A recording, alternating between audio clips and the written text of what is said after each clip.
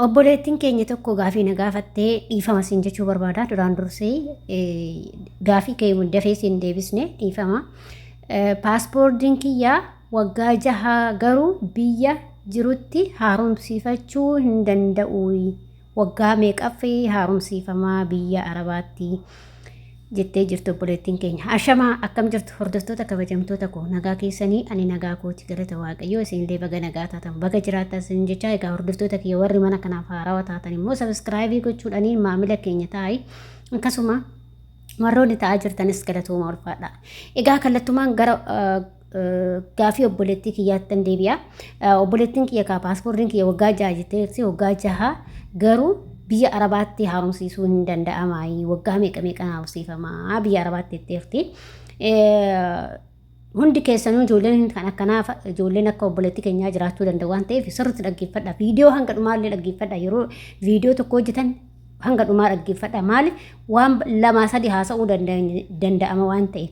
Kanaaf tokkoffaa irratti paaspoortiin kee waggaa 6 argateen boodatti xumuree jira. Waggaa 5tti xumurama. Paaspoortiin kan xumuramu waggaa 5. Waggaa 5 kan haaromsiifamu ati amma waggaan tokko sirratti deemeera jechuudha. Kanaaf Itoophiyaa asitti miti kan haaromsiifamu Itoophiyaa deema asii qarshii kaffaltee Itoophiyaatti haaromsiifamaa jechuudha. Maaliif paaspoortiin kan haaromsiifamu waggaa 5 beekuu qabdan. Ani paaspoortii addisi amma bahee kanaaf osoo hin taane ani amma waggaa 10 jechaa jirani akka karoora paaspoortiin qayyaramee jira miti kan amma haarofti tokko waggaa 10 jechaa jiran. Garuu keenya kan akka kiyyaati micayyoon kuni ati waggaa 5 ergateen boodatti immoo waggaa 6 ergateen boodatti waggaa 5 paaspoortiin kan haaromsiifamu waggaa 5 paaspoortiin kee biyyallee haa taa'u biyyattis immoo baastee waggaa 2 ta'ee asitti yookiin immoo waggaa 4 ta'echa walitti waggaa 6 jechuudha paaspoortiin kee waggaa 6 fixee miti dirqama sida waggaa 5 gizee fixu san waggaa 5 ofirraa fixu san yeroo san asitti yookiin biyya jirtu sanitti paaspoortii kee biyya jirtu biiroo Itoophiyaa dhattee achitti qarshii kaffaltee biiroo paaspoortiin kee biyya sii deema jechuudha. Achitti haaromsiifama. Biyyatti haaromsiifama malee biyya Arabaa ittiin haaromsiifama asitti miti kan haaromsiifamu paaspoortiin keenya jechuudha. Biyyatti dhufa biyya haaromsiifamee dhufa jechuudha sii galee. Kanaaf paaspoortiin biyya kanatti miti kan haaromsiifamu. Biyya Arabaa kanatti miti kan haaromsiifamu. Sinii gala jedheeti yaada. Obboleettii koo. Waggaa 6 argatee atama waggaa tokko shaffixee waggaa tokkotti dabalteerta paaspoortiin kee garuu gammaan haaromsiifne jechuudha. Dirqama haaromsiifadhu obboleettii koo haaromsiiftu malee galuu hin danda'amu. Waan fedhe ta'e galuu hin danda'amu. Paaspoortiin kee irraa dhumatee jira. Waggaan kee 5 qaata irraa dhumate jechuudha. Waggaa 6 seente irraa dhumatee jira. Walumaa galatti paaspoortii amma biiroo biyyaati jirtu Beirut jiraattee, Dubaay jiraattee, Kuwait jiraattee, bakka barbaadde Saudi jiraattee biiroo Itoophiyaa jechuudha. Hin jiraasii dhattee warra wannaa kee wajjiniin warra si fudhate wajjiniin kaafila kee wajjin jechuudha. Isaa wajjin dhattee kaafila kee wajjin dhattee achitti abbaa warra si fudhate maatii bira jirtu isaa wajjin dhattee achitti farramtee biyya sii deema jechuudha. Birriin kana siiti kan kaffalamu. Birri asitti birri biyya jirtu kaffalama jechuudha. Sii galee birri Itoophiyaa osoo hin taane birri biyya jirtu san kaffalamee achi sii deebi'a jechuudha. Si akkamitti sii deebi'a lakkoofsa sii kennanii isaan lakkoofsa sii kennu lakkoofsa san sii hordofu guyyaa deebi'a siin jedha sii deebi'a siin jedhu ishee akkasii jechuudha. Kanaaf akkasitti haaromsiifamaa jechuudha. Waggaa 5 haaromsiifama. Ani kan duraa taasisetti maayira haarofti immoo waggaa 10 jedhanii. Garuu kan warra haarawaa baafatee nagarreeni ijoolluma warra haarawaa baafatanii dhuftan hin beeku. Garuu waggaa 10 jedhan akka gizee haarawaa duraan gallakkisanii isa irratti waggaa 10 ni jedhan. Paaspoortiin haarofti sun waggaa 10 tajaajila waggaa 10 alatti irraan dhumatu jedhan. Keenya immoo kan amma obboleettii kiyyaa fi kan akka kootii kunni waggaa 5 haaromsiifama jechuudha. Maal jedhanii haga paaspoortiin sun irraa dhumutti rakkoo hin qabu jedhamee jira. Garuu paaspoortiin kuni biiroo dhaqiitii gaafadhatama walumaa galatti biiroo dhaqii gaafadhu yookiin immoo galuu dandeessaa paaspoortiin kun hin haaromsiifamu siin jechuu dhabuu danda'u. Sababii isaas addisiin bahee waan ta'eef biyya keenyatti addisiin gallakkifamee jira waan ta'eef tajaajila ooluu baateen beeku malee yoo hanga irra jirutti hin tajaajila saniin booda hin haaromsiifamu jedhanii waan akkasii haasaa akkasii tan dhagaye yeroo paaspoortiin addisiin gallakkifame san jechuudha. Kanaaf immoo ati dhattee biiroo dhattee gaafachuu qabda. Waggaa 6 fixee jira. Paaspoortiin kiyya hin haaromsiifamaayi. Kan duraanitii jettaan kan duraanitii waan ta'eef haaromsiifamuu danda'a. Yoo isin jedhan isaanuu sitti himuu jechuudha. Nagaruu immoo kee paaspoortiin dhumatee jira lubbuuti. Ani laa gosoo osoo addisiisuun gadi lakkifatan dhaqee haaromsifadha jechuudha. Hamma hanga waggaa shaffixutti haaromsiisuu hin danda'u jechuudha. Bakka haaromsifamee jira addisiidha jechuudha. Gales deebuu nan danda'a jechuudha si galee. Kanaaf jechuudha garuu dhaqiitii obboleettii koofii keetii gaafadhu siin jedha. Maaliif isa malee galuu hin danda'amu waan ta'eef paaspoortiin kee yoo yeroo irra darbe galuu hin danda'amu.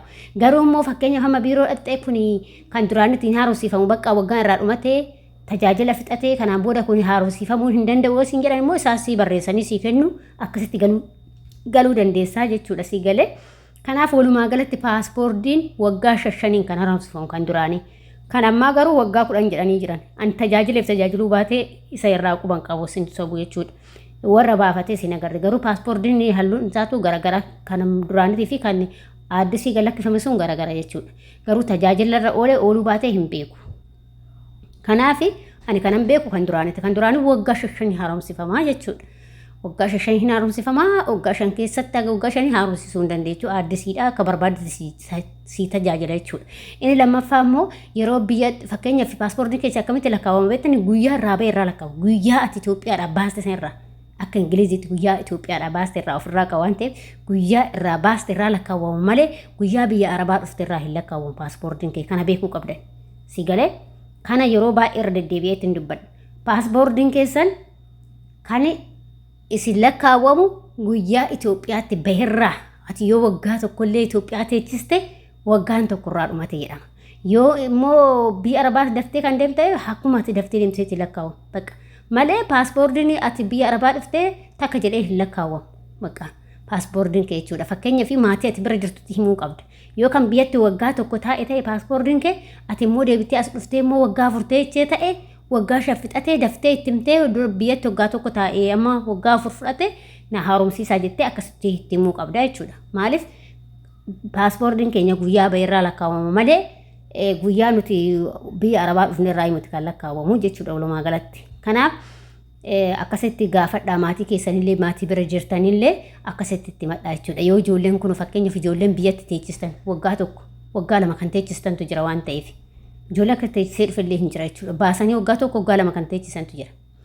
Kanaaf walumaa galatti isin paaspoortiin keessanii waggaa 5 haaromsiifamaa obboleettii kootamma dafiitii biiroo dhaqeetii gaafatadhu sin jedha maatii bira jirtu deemiti waggaa 6 fixe paaspoortiin kiyya gammaan haaromsiifamni dirqama haaromsiisuun qaba jedhe. Yoo dhaqxe immoo maatinuu isaan achi jira suniyyuu warri biiroo Itoophiyaadha waa hojjetan suni isaanis itti immoo ati immoo itti waggaa 6 fixee jira paaspoortiin kiyya bakka walitti waggaa 6 fixe haaromsiifamuu hin danda'a jedheen itti jechuudha. Isaan immoo sitti immoo jechuudha. Garuu paaspoortiin kee immoo irraa dhumatee jira. Waggaa tokko darbee jira jechuudha. Waggaa 6ffaa keessa arga jiraate. Kanaaf yoo kan duraanii hin haaromsifamu jechaa turan dhiyoo kana kan amma addisiin bayeesin jedhe irra deebi'ee itti meemuti. Yoo isaan fakkeenyaaf haarofti duraanii kan amma tajaajila ofafoo qabu malee yoo dhumate hin haaromsifamu jechaa jiran. Garuu wanti sun haga dhugaa ta'ee soba ta'ee hin beeku obboleettii koo dhiifama. Garuu ati biiroo dhaqii gaafadhu obboleettii koo. Ammarraan dafii dhaqii gaafadhu. Maaliif isa malee galuu hin danda'amu. Paaspoortii keessan malee galuu hin danda'amu. Akkasuma iqaamaa keessan malee galuu hin danda'amu. Ijoollee irraa dhumee galuu hin dandeenyaa jettan hin danda'amu.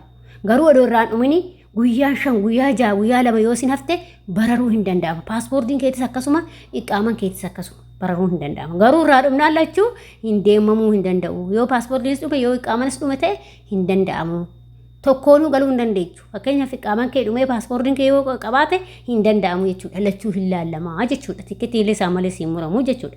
Kanaaf paaspoortii keessanii fi iqaama keessan osoo irraan dhumatiin warri akka kootii xalabaa jirtanii maatiin keessa isin sirreessuu qaba. Fakkeenyaaf amma waan takkaa birrii guyyaa takkatti baasee paaspoortii hirreeffadheen beeku qaamas guyyaa akka birrii kiyya baasee keeffadheen beeku. Sababni isaas namtichuma kan sirreessu jechuudha. Innaa akkas isin jedha. Gaaffii fi yaada qeeqoo qabaattan koomentii irratti barreessuu hin dagatinaa. Hanga viidiyoo biraatti walitti deebinutti viidiyoo kanaan turtii gaarii.